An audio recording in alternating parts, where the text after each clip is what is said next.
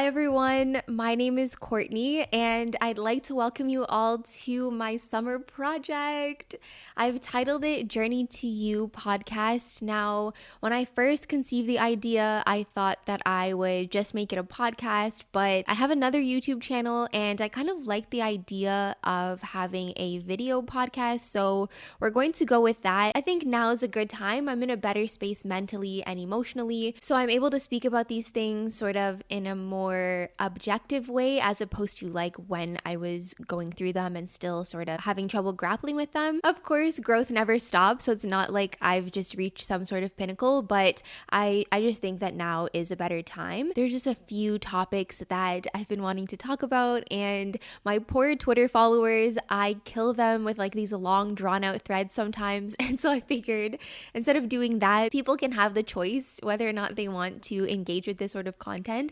And so here we are. I have to give a huge shout out to Shènell over at Pixel Illustrator who designed my cover art for this podcast. She's been so patient with me and she was very patient with me throughout that process. So yes, Shènell, I'm finally using the artwork. It's been a long time coming. So here we are, everyone. A little bit about me. I am turning 26 in a couple of weeks, actually on July 20th. I'm feeling good. I think my adult birthdays have been different. I think birthdays are different than when we're kids. These ones have been getting better. 25 was amazing. It was exactly what I wanted, and I'm feeling great about 26. I always look forward to growing up in a way. I look forward to the growth and like the wisdom that I feel that comes with it. And at this stage in my life, I think I'm taking more of the main character approach, which I've seen a lot of people talk about, and I didn't really get it at first. I was just thinking, of course we're like the main character in our lives, you know, like it's our life. Now I understand. So it's like instead of being a little bit more passive and playing sort of a small or supporting role in your own life, you actually step into yourself so that you can play, you know, the main character. That really resonates with me, especially at this stage in my life. I'm just here to share some of what I've learned. I'm hoping that people will take something away from these episodes and also be able to bestow some knowledge on me. I don't do these things to say that like I know better than anybody.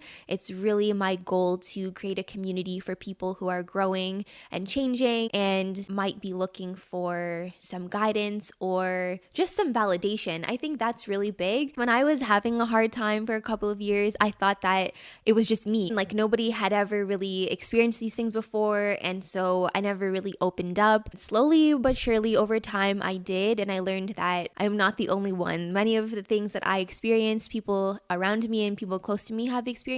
And so if people don't have anyone in their personal life that they can speak to about these things, I hope that I'm able to shed some light and also some encouragement. In my culture, there's a lot of what happens in our house stays in our house. I agree to a certain extent, but I do believe that there's a lot of power in asking for help and in community building so that people don't feel isolated. So in today's episode, as you can tell by the title, we're going to be talking about self-worth and the difference between self-esteem and self-worth. This is something that's close to me, as many of these topics will be. Not only is it close to me, it's something that I am actively working on. Like literally right now, today, you know, this year, I'm working on my self-worth. So I haven't like crossed some random threshold where like I no longer have to work on my self-worth. It's something that I'm dealing with now. It's interesting because, again, it's one of those things that I just thought everyone just had. Of course, you see yourself worthy of like relationships and love and opportunity, but for me, it just has never been that simple. And I don't think I ever had these candid conversations growing up. So self-esteem and self-worth were terms that I've heard of, but like I just never really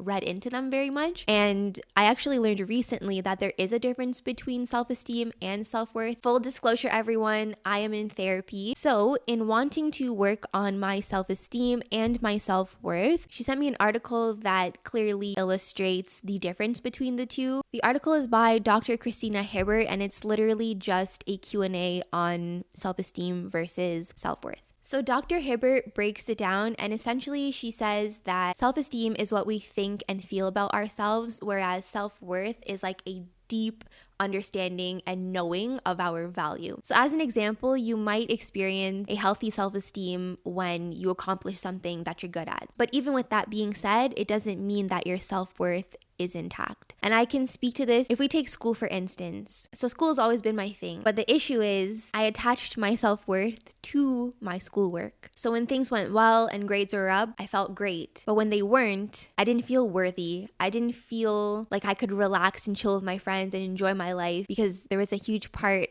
of what I felt was my worth missing. Essentially, Dr. Hibbert is alluding to the fact that without steady self-worth, your self-esteem is fleeting. For me, it's like I had everything. I did this, I did that, but at the same time, I had so many of these like huge emotional voids, but it's because my self-worth was not intact. And as we get into these episodes, you guys will learn about the very crazy experiences that I've had in life. In order to avoid them, for me, again, and for some people that I've spoken to, in order to avoid those cycles and those patterns and to keep them from happening again, self-worth has to be intact and we need to know ourselves. So my understanding is that self-esteem has a lot to do with things outside of the person. So it's like, what can you produce? What can you bring to the table? Like so many people ask, but self-worth is inside. It's a deep understanding and an unwavering understanding and knowing of your value, regardless of what you're able to produce or give to people. So again, going back to the school example, for a long time, I didn't understand that I was worthy and that I was still a good person when my grades were bad or when I was pulling all-nighters, even though, I shouldn't have been procrastinating. That's a whole other thing. And, I have talked about my procrastination on my Let's Talk series on my other channel. And now that I've had this realization about my self-worth, I think that my procrastination has a lot to do with my self-worth journey. So because I don't see myself worthy, let's say like the end result, I don't even give myself a fair shot, or like I don't even give myself time or, put in the correct effort to produce said thing. Self-esteem has a lot to do with outside of the body, and your self-worth has more to do with a deep knowing of your worth, regardless. In the absence of all of those things, even if you never accomplished anything else in life ever again, you are still worthy of love, you are still worthy of respect, and you are worthy of your place on this earth. So I hope that makes sense.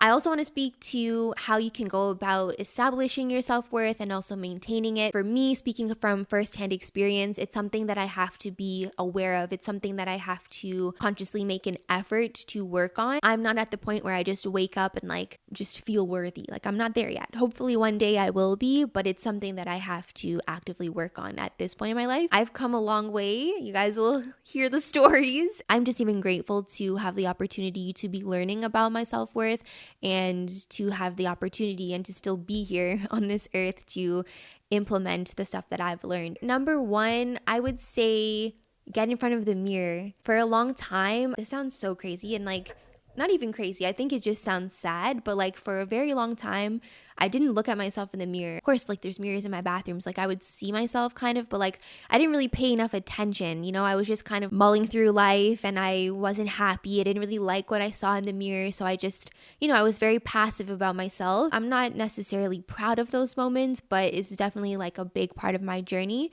And now that I'm in a better space mentally, everything just comes back to gratitude. Now that I have something to compare to that sort of dark time in my life, I'm just super grateful to be here and to be at the point where I like what I see in the mirror most times and I just feel good. So I think mirror work is really great. Get in front of the mirror, get to know your features, get to know, how you look with the different expressions, how you look and feel saying certain things. When I'm getting ready for job interviews, I practice sometimes in the mirror because my face also tells a lot of what I'm feeling. So I'm also working on kind of keeping that in check.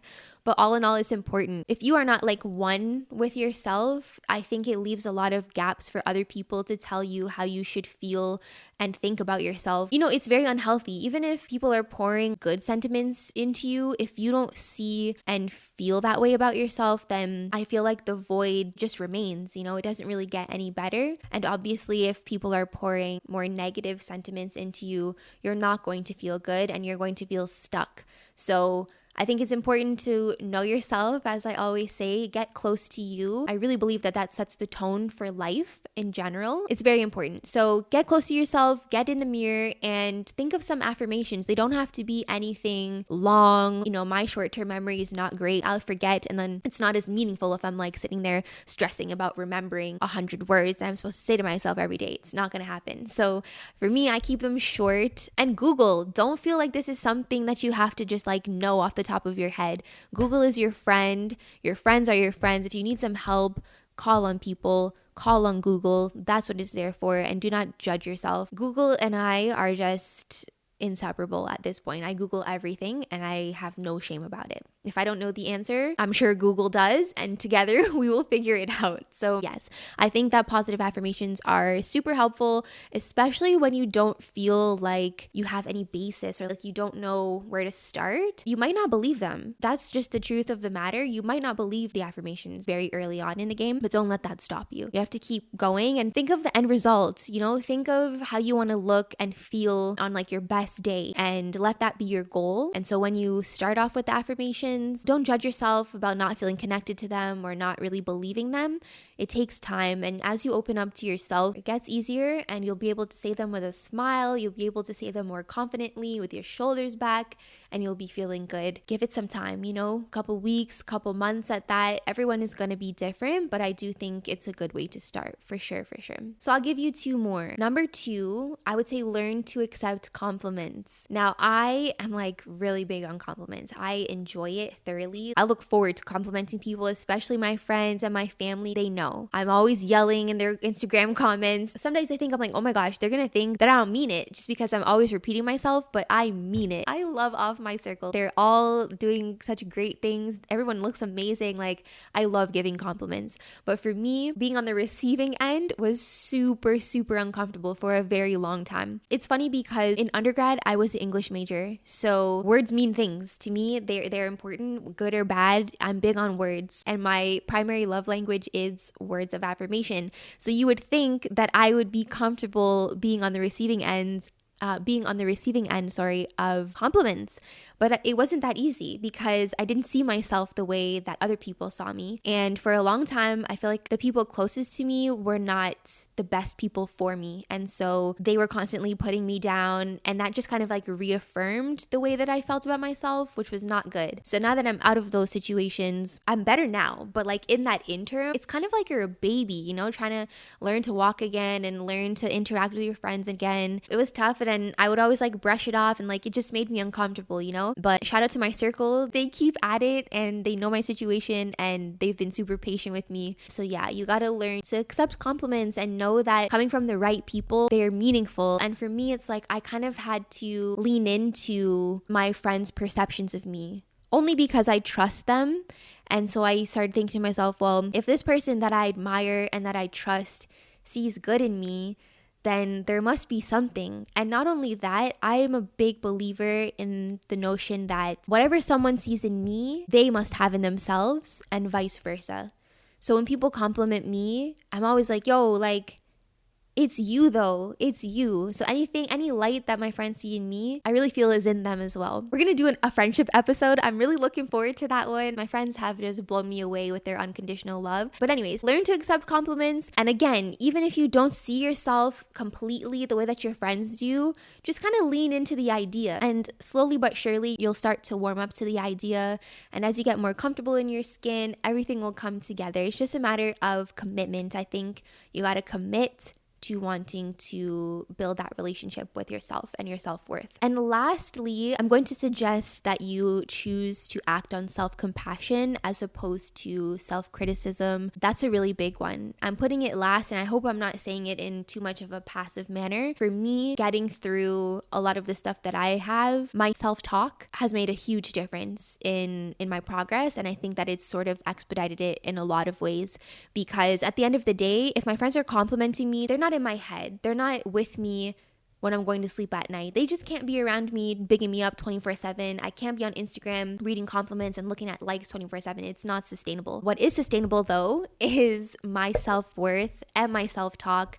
So I do my best to keep that positive and I I have a weird relationship with the whole like positivity thing because I feel like it's very easy to run into sort of what people call toxic positivity where it's not really realistic. So I do my best to keep it realistic, but positive nonetheless. I had to take inventory, you guys, because I had gotten so used to just like putting myself down. My inner voice was very, very critical. Let's say I get reprimanded at work and then I go home and I beat myself up about it. Like that is not helpful. I still have to wake up and live the rest of my life. So the least that I can do for myself is be nice and be kind and just give myself some slack. That's my third tip: self-compassion and positive self-talk with an asterisk. Keep it realistic because you want it to be manageable. You want it to be something that you believe and that you can sustain for yourself, because that's the only way that you're going to be able to sustain your self-worth, in my opinion. So those are my tips. We have affirmations and mirror work. We have learning to accept compliments, and we have positive self-talk and self-compassion. So everyone, thank you for watching and listening. I'm going to leave it there for our first episode. Let me know what your thoughts are. I'm open to any and all feedback. Looking forward to it, you guys. Journey to You is like a piece of my heart. I've been thinking about this for a very long time. I feel like life is always going to life. It's going to do its thing, but I want everyone to know and understand that you are deserving of playing an active role in your life, and you can create whatever it is that you want to see